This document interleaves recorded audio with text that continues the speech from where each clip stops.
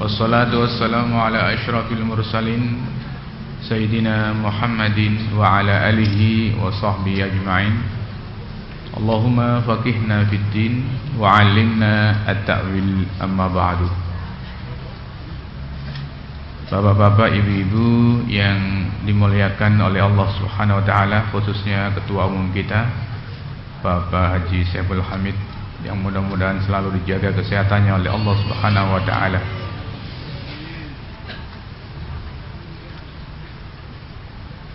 Sebelum kita masuk, sedikit mumpung ingat, ada orang bertanya, setiap kita membaca Al-Quran selalu diakhiri dengan Shadaqallahul Azim. Itu. Ada orang bertanya, ini mau ingat saja. Itu apa, ada dasarnya? Apa karangan ulama? Ya, ada dasarnya, yaitu hadis riwayat Imam Al-Baihaqi. Rasulullah itu kalau menutup bacaan Al-Quran, mengakhiri bacaan Al-Quran, membaca Shadaqallah wa balaghat rusuluhu wa nahnu ala dzalika minasyahidin. Panjang sunnah itu. Ya.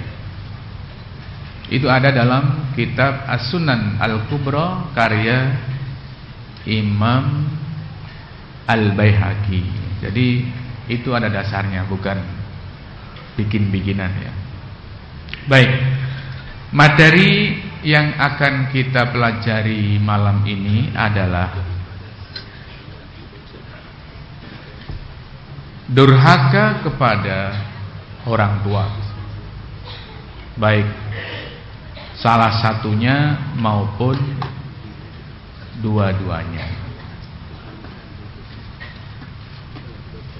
Dalam beberapa ayat Allah mensejajarkan atau menyejajarkan. Ya, kalau S ketambahan atau diwalima menjadi nye, ya. Sapu menyapu. Sejajar, menyejajarkan. Ya.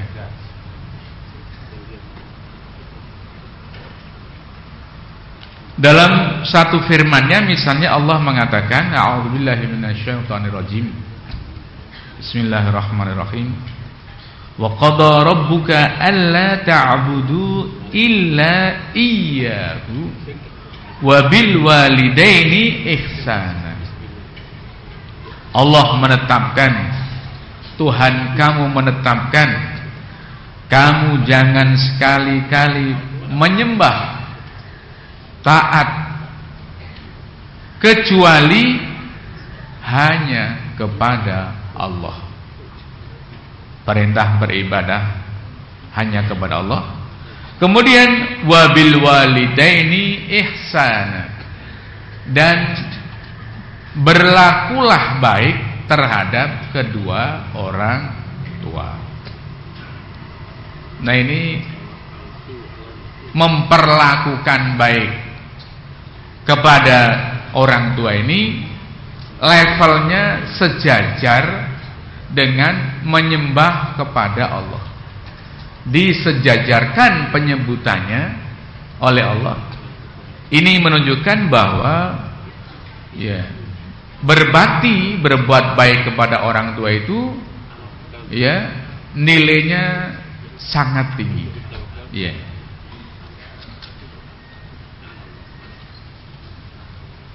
Kemudian hadis-hadis yang berkaitan dengan larangan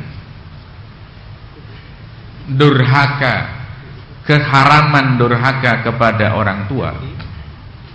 Hadis yang pertama diriwayatkan oleh sahabat yang bernama Abu Bakrah Nufai bin Al-Haris radhiyallahu anhu.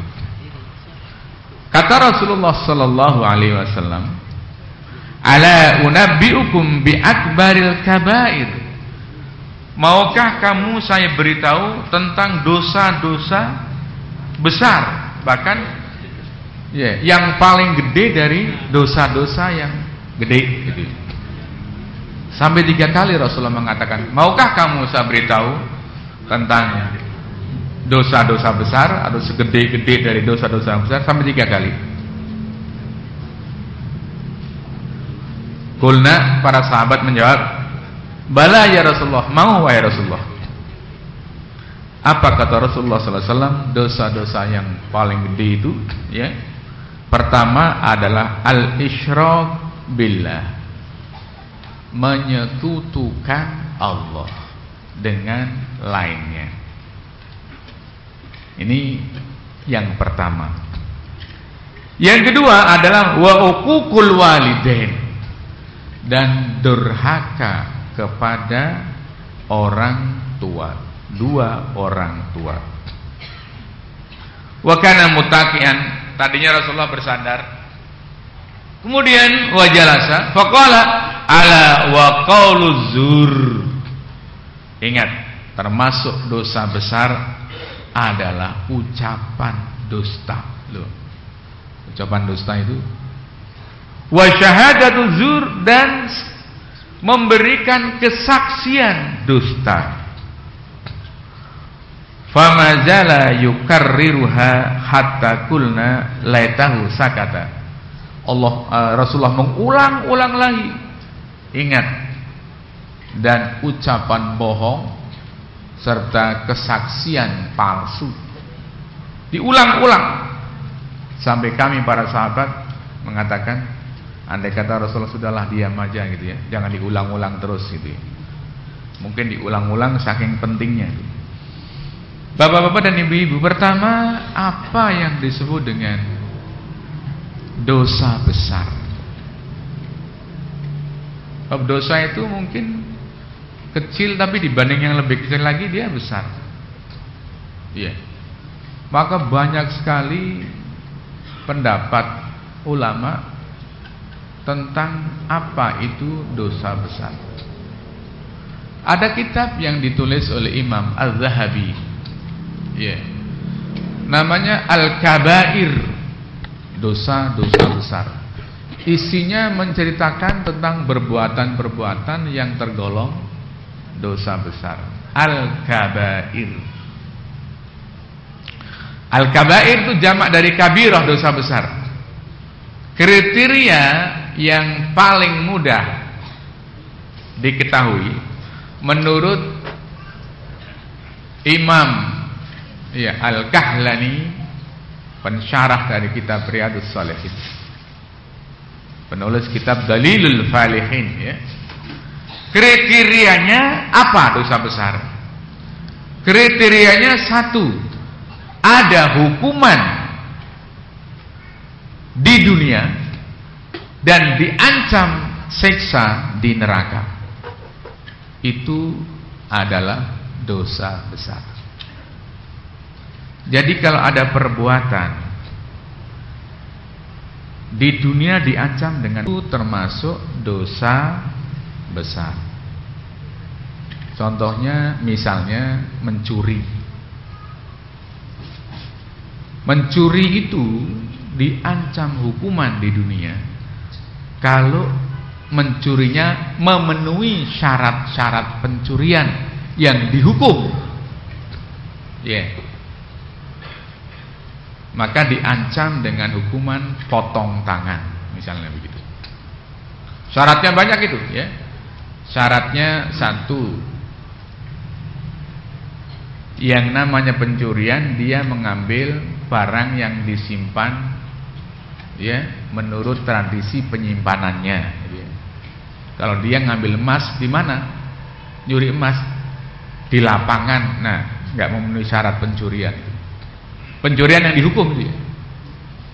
Yang kedua, misalnya barang yang diambil dia tidak memiliki unsur kepemilikan, ya, memang bukan barang dia sendiri. Kalau barang itu masih ada kongsi syarikah misalnya, dia ambil, tidak memenuhi juga. Pada bahasan dosa besar, kami contohkan tadi, ada yang berpendapat di antara ulama, kriteria dosa besar adalah perbuatan yang ada ancaman hukuman di dunia dan ada ancaman siksa di akhirat. Ini salah satu pendapat ulama. Kalau seperti itu contohnya adalah seperti mencuri, saya katakan tadi, ada ancaman hukumannya potong tangan kalau pencurian itu telah memenuhi syarat-syarat. Ya.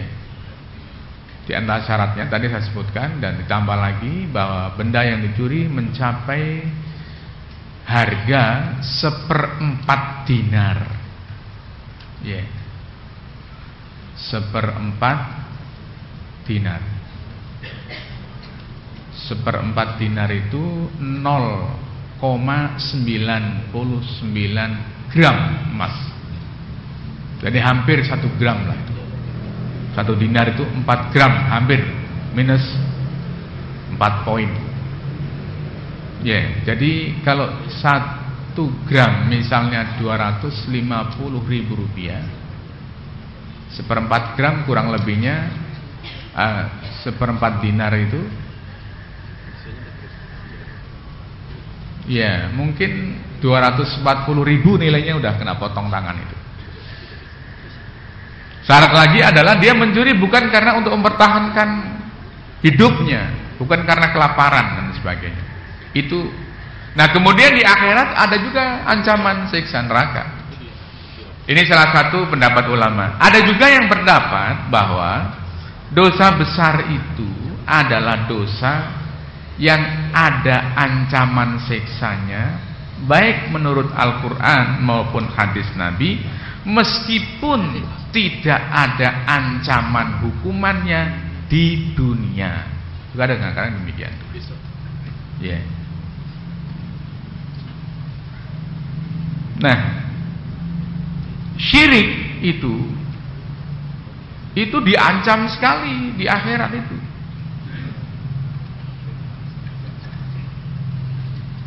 Syirik itu. Di dunia bagaimana? Kalau seorang sudah syirik, itu berarti keluar dari Islam. Karena orang Islam sampai melakukan perbuatan syirik, itu udah keluar dari Islam alias murtad.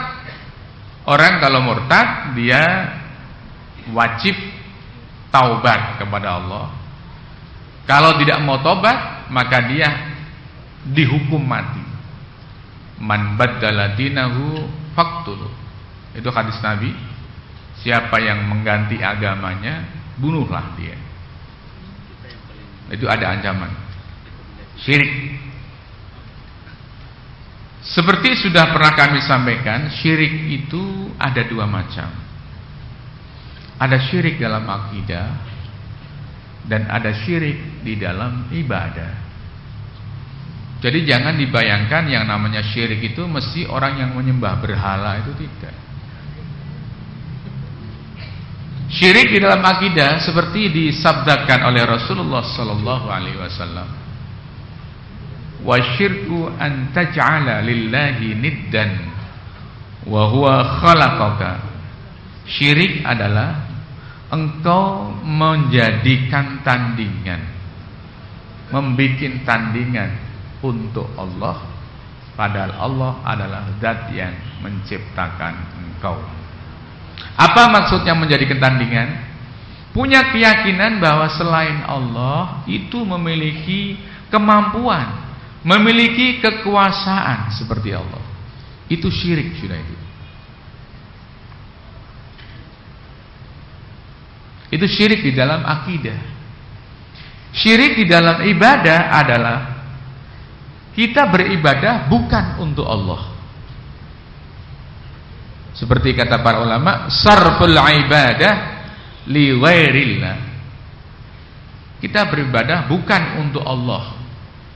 Makanya ada hadis yang mengatakan Nabi itu sangat mengkhawatirkan terhadap syirik kecil. Apa itu? Ar-riya. Riya itu termasuk syirik, tapi syirik kecil. Cuma bedanya syirik besar dengan syirik kecil. Kalau syirik besar itu yang bersangkutan sudah keluar dari Islam, kalau syirik kecil belum. Tapi kalau kecil ditumbuk-tumbuk lama-lama jadi besar juga. Ya, syirik itu. Dan syirik adalah dosa, perbuatan yang tidak akan diampuni oleh Allah, kecuali tentunya apabila sebelum meninggal yang bersangkutan sudah taubat. Jadi ketika seorang meninggal punya dosa banyak, ada dosa korupsi, ada dosa mengumpat orang dan sebagainya, ada dosa syirik, maka yang lain ada kemungkinan diampuni. Tapi syirik tidak dapat diampuni kalau sampai mati masih membawa dosa syirik. Dan proses diampuni itu bisa dengan ditebus dan sebagainya. Nah, Al-Quran mengatakan, Innallaha la yaghfiru an yushraka bihi wa yaghfiru ma duna dzalika liman yasha. Allah tidak akan mengampuni dosa syirik, tapi akan mengampuni dosa selain syirik bagi yang dikehendaki. Ini dengan asumsi bahwa yang bersangkutan adalah meninggal dan tidak taubat. Ini dosa yang tidak diampuni. Pertama adalah dosa syirik kalau meninggal tidak taubat. Yang kedua adalah dosa mempertontonkan maksiat. Itu nggak diampuni juga. Ini berdasarkan hadis, kullu umati mu'afan. Semua umatku akan diampuni oleh Allah. Illal mujahirin, kecuali orang yang memamerkan perbuatan maksiatnya. Udah bermaksiat, ditutupi oleh Allah. Ya. Dia pamerkan, direkam di kamera gitu. Kameranya dijual gitu. Biasa orang sekarang begitu, bangga sekali. Atau dia nggak direkam atau nggak merekam sendiri, cerita kepada orang lain. Perbuatan yang bukan maksiat itu dapat menjadi maksiat gara-gara diceritakan. Bukan perbuatannya yang menjadi maksiat, tapi menceritakannya itulah yang maksiat itu. Apa misalnya? Suami istri berhubungan. Suami istri, besoknya dia cerita sama temennya. Apa yang istri maklum pengantin baru dengan kawannya tuh, kamu sudah nggak diginiin gitu. Ada perempuan yang cerita seperti itu. Oh, saya sudah beginiin. Nah, itu dalam hadis riwayat Muslim, itu sejelek-jelek manusia nanti di akhirat seperti itu. Orang yang menceritakan hubungan suami istri kepada orang lain. Lo menceritakan saja itu nggak boleh. Padahal itu halal itu kan. Barang halal diceritakan. Menceritakannya nggak boleh. Apalagi sudah haram, bukan suami istri, diceritakan lagi, bukan cerita lagi, divideokan lagi, digambar lagi, dipertontonkan lagi. Oh, itu namanya al-mujahirin. Biar tambah populer seperti itu. Iya. Maksiat dipamerkan. Itu. Makanya kalau ada kita ini, ada hadis mengatakan, idza bulitum falyastatir. Kalau kamu mendapat ujian dari Allah menjalankan maksiat, jangan cerita pada orang lain. Ya ini. Udah, jangan dicerita.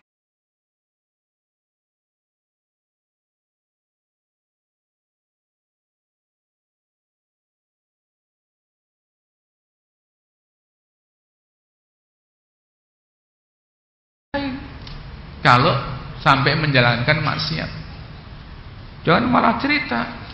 Ini namanya mujahirin, ya, bukan muhajirin, mujahir. Mujahir, makanya jangan makan ikan mujair. Iya, itu sering menceritakan aib diri sendiri pada orang lain. Nah, dua dosa itu. Nah, syirik dengan memamerkan atau menceritakan maksiat, dosa besar. Yang kedua, urutan hadis ini adalah wa uququl walidain. Ya. Durhaka kepada orang tua. Para ulama tampaknya sulit mencari kriteria apa yang dimaksud dengan durhaka kepada orang tua. Ya. Ada yang mengatakan durhaka kepada orang tua itu adalah melakukan perbuatan yang menyakiti hati orang tua. Ada yang mengatakan seperti itu. Ya. Jadi kalau orang tuanya ndablek gitu ditempeleng nggak sakit nggak apa-apa. Ya, mungkin bukan begitu maksudnya. Menyakiti hati. Ada juga yang memberikan pengertian, memberikan kriteria. Durhaka kepada orang tua itu melakukan perbuatan yang tidak diridhoi oleh orang tua. Itu juga ada yang memberikan kriteria seperti itu. Ini lebih ya, ketat sekali itu. Nah, makanya dalam Al-Quran misalnya ada kata-kata fala taqul lahuma uff, gitu ya. Ya. Jangan sekali-kali kamu mengatakan kepada kedua orang tua. Itu uff itu kalau di sini bisa hus. Nah, itu sebuah kalimat bentakan yang ya. Bahkan wala tanharhuma ya. Wa qul lahuma qaulan kariman. Jangan membentak.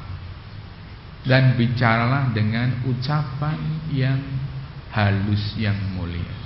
Ya. Waqfid lahuma janahadzul minar rahmah. Coba. Dan tunjukkanlah sikap yang rendah dalam rangka menyayangi kedua orang tua. Bahkan doakanlah waqur rabbirhamhuma kama rabbayani shaghira. Ya Allah, rahmatilah kedua orang tua kami, sayangilah sebagaimana mereka berdua menyayangi kami ketika kami masih kecil. Ya.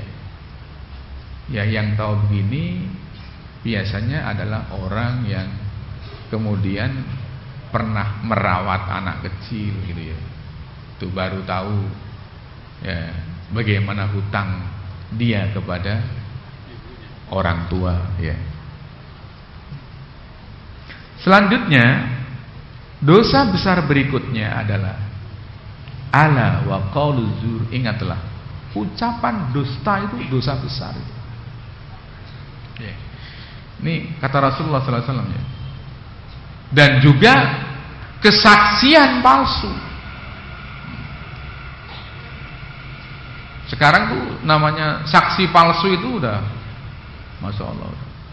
Ucapan bohong dalam konteks ini juga perbuatan bohong. Kenapa ucapan disebutkan? Sebab kebanyakan bohong itu dalam ucapan. Tapi dalam hadis lain Rasulullah mengatakan, riwayat Imam Bukhari dari Abu Hurairah, siapa yang tidak mau meninggalkan ucapan dan perbuatan bohong, man lam yada qaula zur wal amala bihi, siapa yang tidak mau meninggalkan ucapan dan perbuatan bohong, falaysa lillahi hajatun fi an yada'a ta'amahu wa syarabahu. Maka ketika orang itu berpuasa, Allah tidak memerlukan lagi puasanya itu. Ya. Artinya orang yang berpuasa, ya, atau orang yang tidak mau meninggalkan ucapan dan perbuatan bohong, ketika dia berpuasa, puasanya tidak akan diterima oleh Allah Subhanahu wa ta'ala.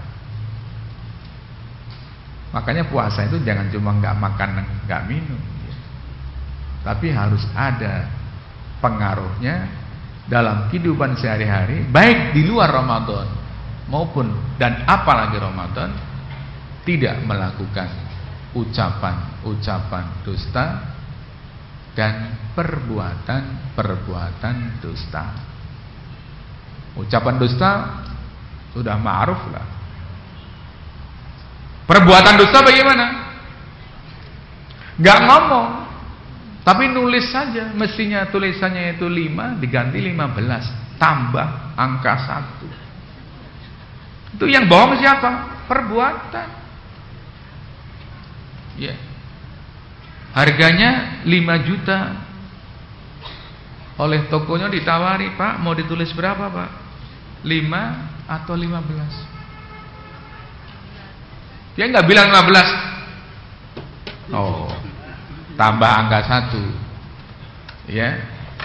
Notanya diserahkan ke kasir, ke bendahara di kantor, keluar 15 juta. Mestinya 5 juta, keluar 15, padahal dia mengeluarkan 5 juta. Kemana yang 10 juta? Slem, masuk ke dalam kantong. Enak, 10 juta 10 kali udah 100 juta. Tapi hati-hati. Kata Rasulullah sallallahu alaihi wasallam,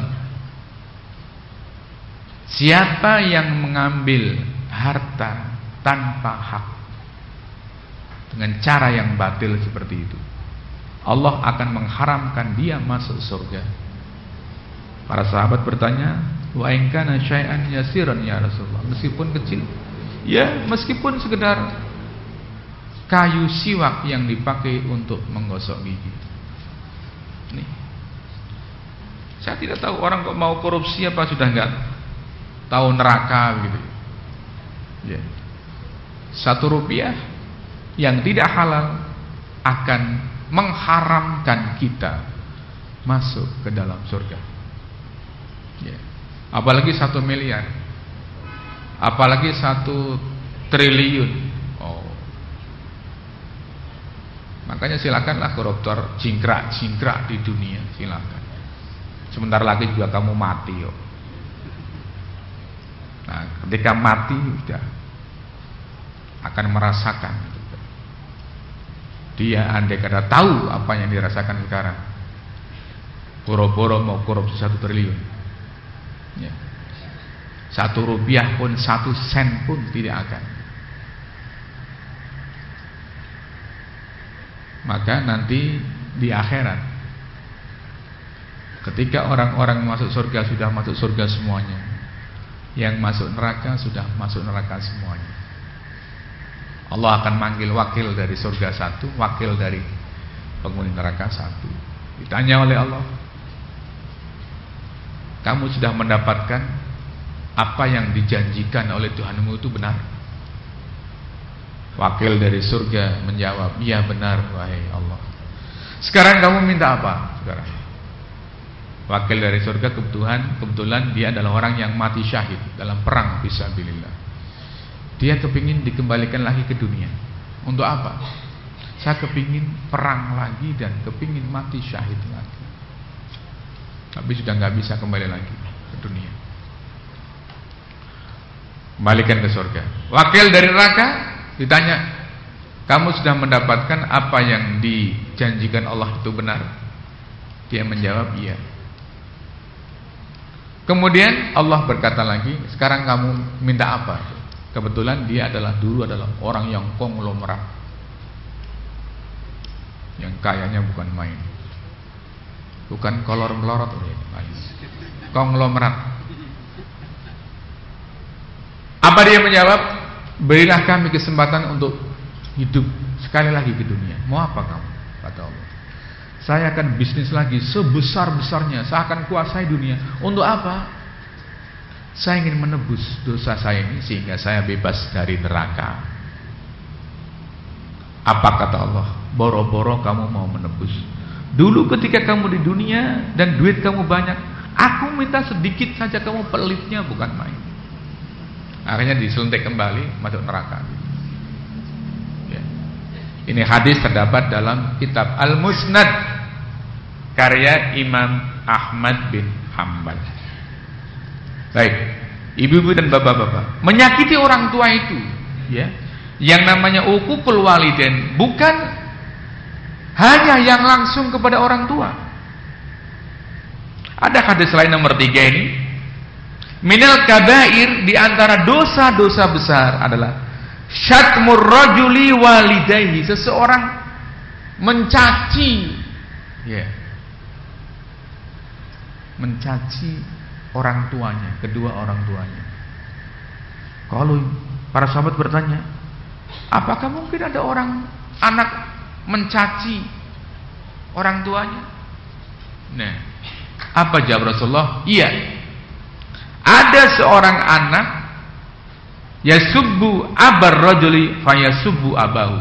Ada orang mencaci ayah orang lain, maka orang lain itu akhirnya beliat mencaci ayah dari orang yang mencaci tadi.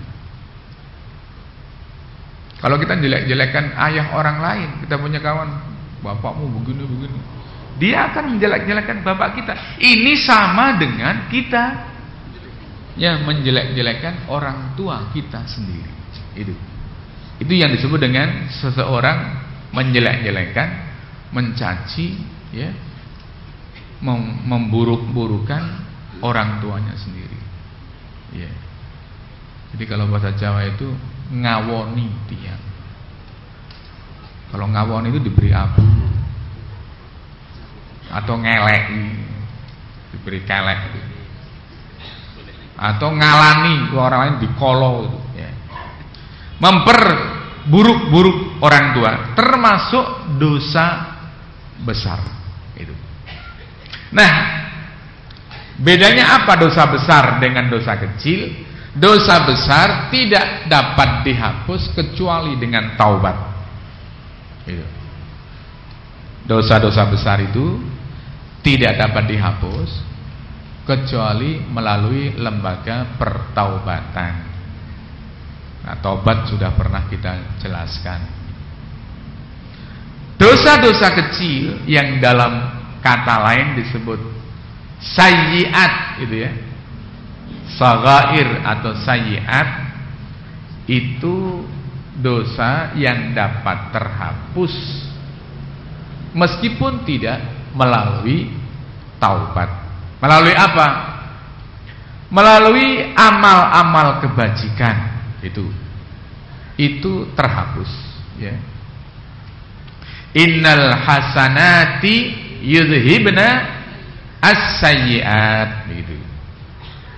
Nah, ceritanya ada sahabat waktu itu, laki-laki, dari arah berlawanan ada wanita yang berjalan gitu.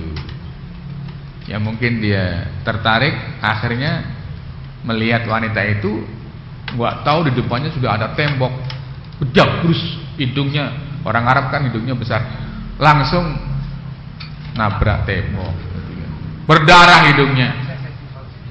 Tapi dasar sahabat, langsung dia mencari solusi, apa yang harus saya lakukan untuk menghilangkan dosa ini. Langsung datang kepada Rasulullah Sallallahu Alaihi Wasallam. Ya Rasulullah, hidung saya berdarah. Saya tadi berjalan melihat wanita sampai saya tabrak tembok gitu. Dengan cara apa saya harus menghilangkan dosa saya melihat wanita tadi? Coba. Sampai seperti itu sahabat itu. Turun kemudian ayat innal hasanati yudhibna as-sayyiat. Ya. Perbuatan-perbuatan kebajikan itu dapat menghapuskan perbuatan-perbuatan buruk, sayyiat, dosa-dosa kecil. Nah, kalau kasusnya seperti itu, bukan direncana, gitu ya. Ada orang berencana sekarang korupsi. Korupsi itu dosa, mencuri itu dosa. Habis korupsi duitnya dipakai untuk umroh, gitu loh. Ya kan? Kata dia umroh kan dapat pahala, mencuri dapat dosa. Akhirnya dosanya ditutup. Tidak. Kenapa? Tidak. Orang yang mencuri, dia tidak punya hak untuk menggunakan uang itu. Selesai itu. Menggunakan untuk apa? Diberikan kepada orang lain juga enggak. Diinfakkan juga enggak boleh. Ya, apalagi dipakai untuk umroh, tidak sama sekali. Terus kewajibannya bagaimana? Ya kembalikan kepada pihak yang dicuri. Ya. Dia umroh dengan harta yang diperoleh dengan cara tidak jujur, tidak akan diterima umrohnya oleh Allah. Hadis riwayat Imam At-Tirmidzi dan Imam An-Nasa'i, innallaha la yaqbalu salatan min ghairi tahurin. Allah tidak akan menerima sembahyang tanpa bersuci, wa shadaqatan min ghululin, dan sedekah dari hasil ketidakjujuran. Mencuri, merampok, korupsi adalah perbuatan-perbuatan tidak jujur. Ya. Maka kalau direncanakan seperti itu nggak ada. Ya. Orang tiba-tiba jatuh dalam pengertian melakukan maksiat, ya. Maka dia susullah dengan perbuatan kebajikan. Apa saja kebajikan. Bahkan wudu juga kebajikan. Baca Quran, masuk masjid, i'tikaf, dosa kecilnya akan dihapus oleh Allah. Bahkan kata Al-Quran, seandainya dia menghindari dosa-dosa besar saja, itu dosa kecil sudah akan dihapus oleh Allah. Al-Quran mengatakan, in tajtanibu kaba'ira ma tunhauna anhu nukaffir ankum sayyi'atikum. Kalau kalian mau menghindari, menjauhkan diri dari perbuatan dosa-dosa besar, maka dosa-dosa kecil kamu akan kami tutup, akan kami hilangkan, dihapus oleh Allah. Hanya dengan kita menghindari perbuatan dosa-dosa besar. Apalagi kalau kita melakukan perbuatan-perbuatan kebajikan, ya, maka kebajikan akan menutup dosa-dosa kecil. Itu bedanya. Dosa-dosa besar tidak akan diampuni kecuali melalui pertaubatan, dengan taubat.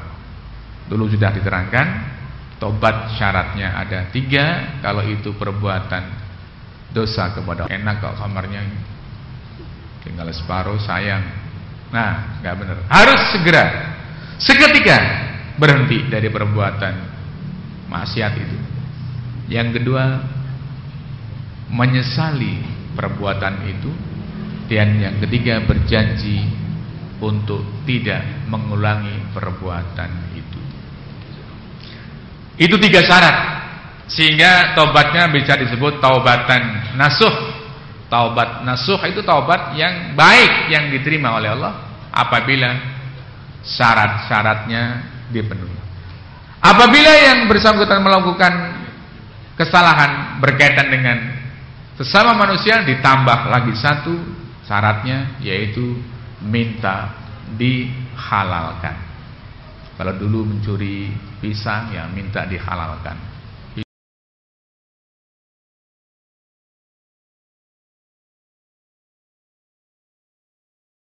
Pisangnya udah habis dimakan, beli pisang yang seperti itu, atau diganti dengan uang. Atau yang punya pisang, ya sudahlah, yang sudah, yang nggak datang aja perlu dijaga. Nah, seperti itu. Nah, ini perbedaan antara dosa kecil dan dosa besar.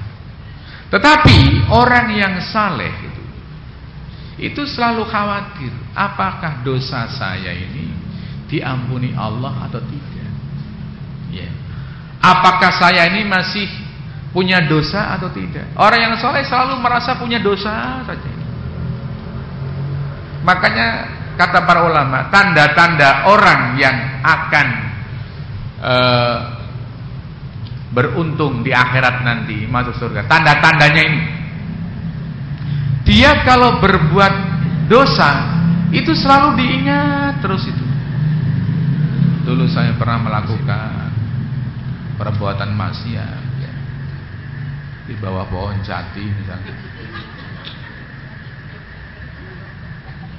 Lah ya maksiatnya bisa aja ya. Diingat-ingat terus. Yang kedua, dia kalau berbuat kebajikan lupa. Ini tanda-tanda orang yang akan beruntung ya. Sebaliknya, orang yang celaka nanti, tanda-tandanya dia kalau berbuat maksiat langsung lupa. Kemarin korupsi 1 miliar, sekarang udah lupa. Iya. Tapi kalau berbuat baik, ingat terus kan. Kan dulu waktu ada tsunami saya udah berinfak 100.000. Kok diminta lagi? Diingat-ingat terus. Ya. Ke masjid minggu lalu sudah. Ya, saya masukkan ke tromol Jumat berapa? Cepet gitu kan. Makanya di sebagian masjid itu kan itu kalau pas kotak lari itu bersuara sekali. Tak tok tak tok tak tok tak tok tak tok tak tok. Karena yang masuk itu logam semuanya. Nah kalau yang nggak logam kan nggak ada suaranya, klesek-klesek aja itu. Ada itu di masjid, suatu buah masjid itu. Saya pernah sholat, ini kok ramai sekali, klotak. Ya bayangkan kalau ada 15 kotak berjalan bersama, seperti ya kotak. Logam semua yang masuk, tanda pelit itu.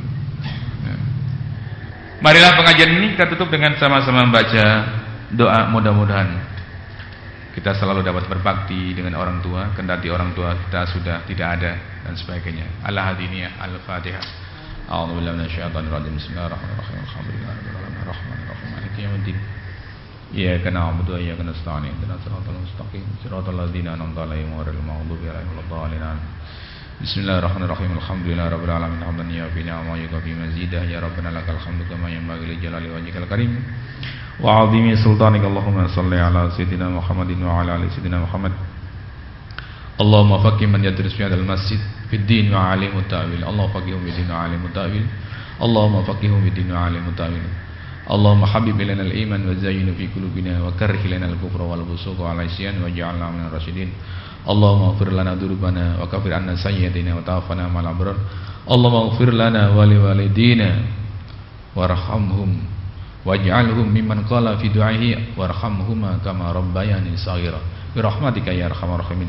Allahumma rabbana atina fid dunya hasanah wa fil akhirati hasanah wa qina adzabannar wa adkhilna al-jannata ma'al abrar ya aziz ya ghaffar ya rabbal alamin. Subhanaka rabbika rabbil izzati amma yasifun wa salamun alal mursalin wa sajib du'ana bi sirril Fatihah.